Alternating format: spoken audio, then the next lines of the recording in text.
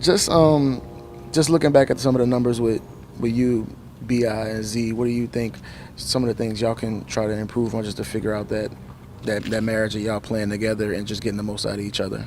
I mean, honestly, I didn't look at the numbers in the last day or so, but I think it's just about trying to win, figuring out how to be most successful on the court. Obviously, that starts with defending at a high level, communicating, and then understanding the spaces that everybody's going to play in and exist in.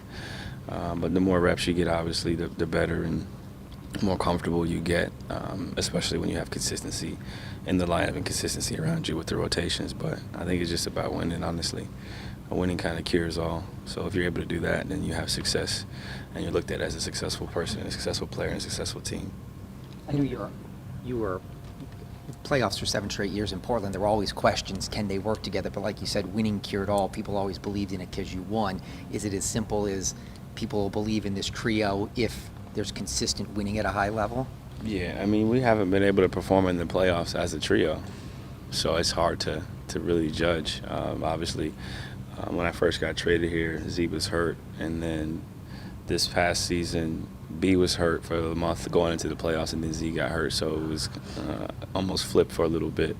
But we haven't really been able to play together, so it's hard to really judge, on fit and, quote unquote, does it work? If you don't get to see it, it's hard to really be able to tell. So I think this situation is different because we obviously were able to play together in the playoffs when I was in Portland. Obviously, the timing of his injury was unfortunate, but he played more Zion than he ever did in the regular season. Just what do you think of the year that he had? I thought he had a really good year. I thought he was consistent. I thought he got better as the season progressed, and I thought he built some important habits that'll be successful and important for him, throughout the rest of his career. And I think that was the strides that I was, most pleased with. The on-court success is what it is, but I think the work behind closed doors is what, leads to longevity. You ever think about what might have been if he hadn't strained his hamstring?